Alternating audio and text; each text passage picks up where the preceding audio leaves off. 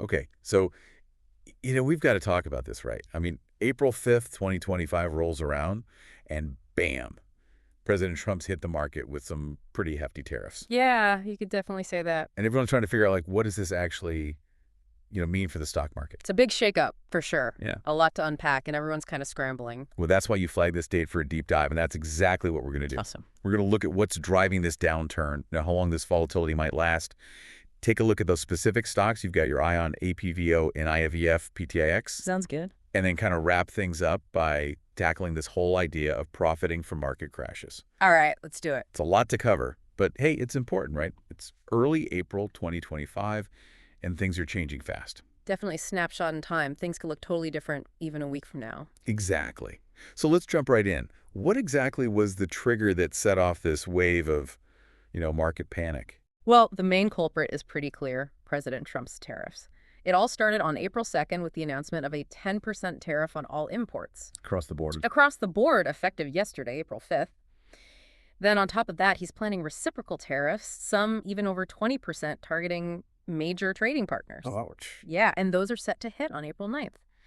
So yeah, a lot of uncertainty, a lot of concern, and the market's not exactly thrilled. And that reaction has been pretty dramatic, right? Oh, absolutely. The S&P 500 tanked 10% in just 2 days. Seriously? Yeah, the biggest 2-day drop we've seen since the peak of the pandemic back in 2020. Wow. We're talking over $5 trillion in market value, gone just like that. That's insane. And these tariffs, they're not just causing problems here, right? It's a global thing. You got it. This is sending shockwaves through the global economy. Economists are worried about a slowdown, some even saying recession risks are rising. And it all comes down to prices for consumers are probably going to go up because of these tariffs and global trade.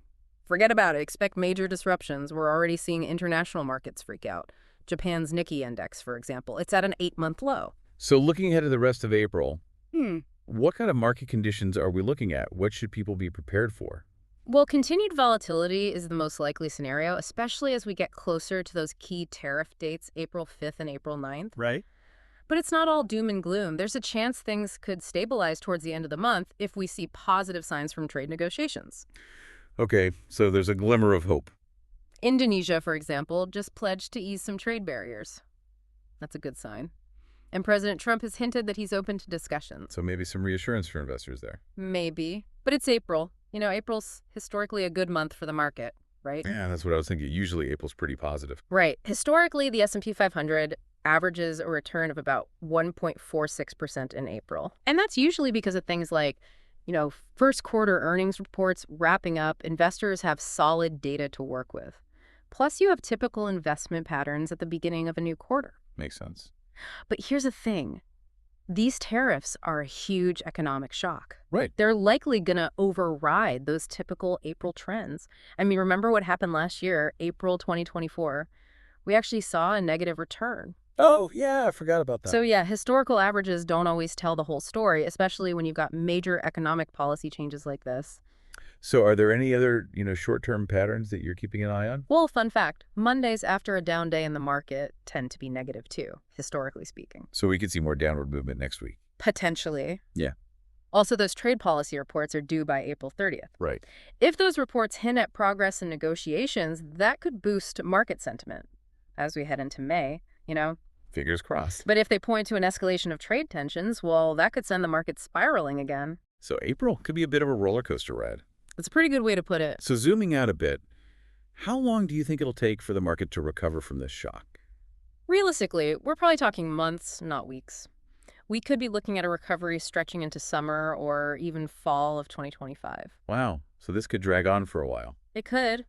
The 2018-2019 trade war gives us some perspective. Back then, the S&P 500 dropped in 2018, then bounced back strong in 2019 after that Phase 1 trade deal was signed. Right. But the thing is, the tariffs this time around seem way more expensive than back then. So you're thinking a longer, tougher road to recovery this time. It's definitely possible. What are analysts saying about all this? Well, some investment firms are already revising their outlooks. Barclays and UBS, for instance, they've both lowered their year-end targets for the S&P 500. Because of the tariffs? Exactly. They're factoring in that potential economic slowdown. Right. And other analysts, are they saying anything similar? Yeah. Phil Blancato from Osaic Wealth, he's predicting market volatility until at least summer, maybe even fall. So a longer recovery period seems to be the general consensus. Are there any factors that could speed things up, though, Absolutely. Keep an eye on the Federal Reserve. What they do could make a big difference. in terms of... Interest rates. There's a growing expectation that the Fed might start cutting rates as early as May or June this year. Interesting. And market pricing suggests traders are betting on multiple rate cuts throughout the rest of 2025. So lower interest rates could help. Definitely. Lower rates make borrowing cheaper, which can stimulate the economy and the stock market. It could help to offset some of those negative tariff impacts. So the Fed's actions are going to be key in shaping this whole recovery story. But right now in early April, is there any sign that the market has bottomed out? Well, as of April 4th, the data doesn't show any clear indication that we've hit the bottom. So we're still in the thick of it. Pretty much. The market's still trying to figure out what these tariffs really mean. Okay, let's shift gears now and talk about those specific stocks you're following. First up, APVO, APVO Therapeutics. What's the story there? APVO is actually kind of an interesting outlier in all of this.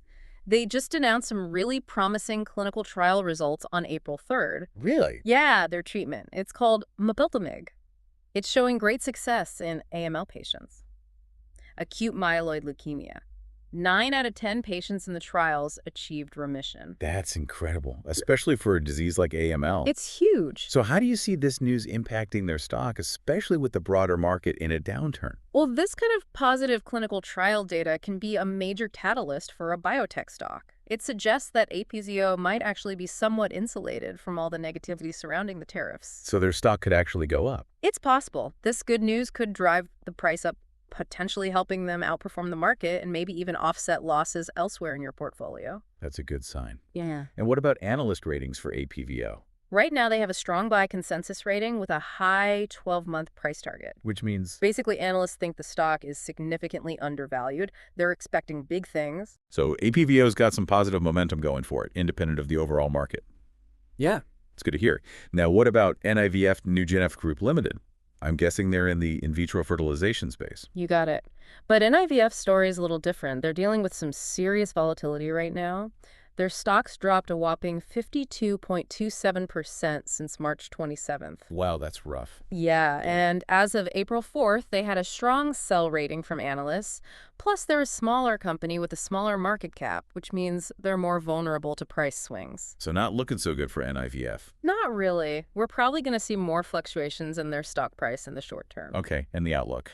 There's a prediction for a slight uptick on April 7th at the opening, but overall it's still a risky stock, especially with that strong sell rating. So proceed with caution. Definitely. Smaller companies like NIVF, they often have less analyst coverage, less institutional investment, which makes them more sensitive to, negative market sentiment and economic headwinds. So they're really feeling the pressure from this whole tariff situation. I'm All right, lastly, let's talk about PTIX Protogenic Therapeutics. What's happening with them? Well, unlike APVO, with its good news, PTIX has been pretty quiet. No major announcements or news in April so far. The last stock price we have is around 27 cents back on March 10th. So no real catalyst to consider for them right now. Not really. And because they're a smaller company, without any recent news, they're likely to be heavily influenced by overall market trends and investor sentiment. So basically they're at the mercy of the market. Pretty much.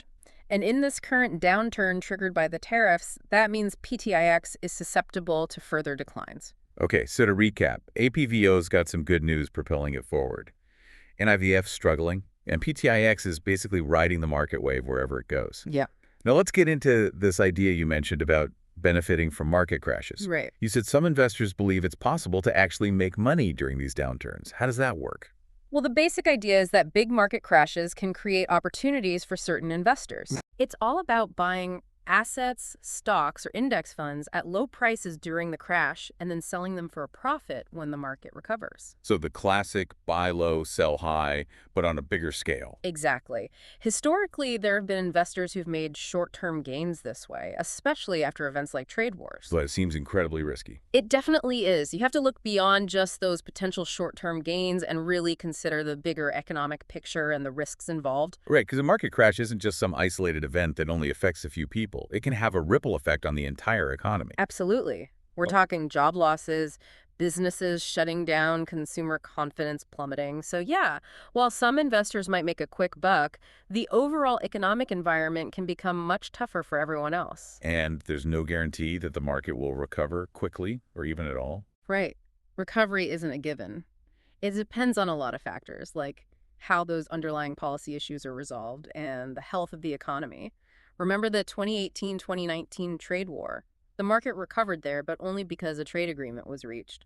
There's no guarantee we'll see a similar resolution this time. So you could end up holding on to those assets you bought low for a long time, hoping for a recovery that might never come. Exactly. Timing the market bottom is incredibly difficult. And it's worth pointing out that this whole strategy of profiting from market crashes, it's not some universally accepted surefire thing. Definitely. There are many different investment philosophies out there, and this one's definitely high risk, even for seasoned investors. So not for the faint of heart. Definitely not. Well, we've covered a lot today. It's been a Yeah. really insightful deep dive into a very complex situation. Thanks for breaking it all down. Happy to do it. So let's recap the key takeaways. The stock market is in a volatile state right now due to these new tariffs. We might see some stabilization as April goes on, but a full recovery could take months, maybe even until the summer or fall of 2025. Right. And the speed and extent of that recovery will depend on things like trade negotiations and what the Federal Reserve decides to do with interest rates. Exactly. And for those specific stocks you were asking about, APVO looks promising because of its recent positive clinical trial results. NIVF's in a tough spot facing high volatility and a strong sell rating. Yeah. And PTIX is likely to just follow the market's lead, which could mean further declines. Yep. That's the gist of it. And when it comes to trying to profit from a market crash, well, it's a risky strategy with a lot of potential downsides. While some investors might have made money doing it in the past, it's definitely not a guaranteed win, and you need to be aware of the risks. Couldn't have said it better myself. Well, this has been a fascinating discussion. Thank you for sharing your insights.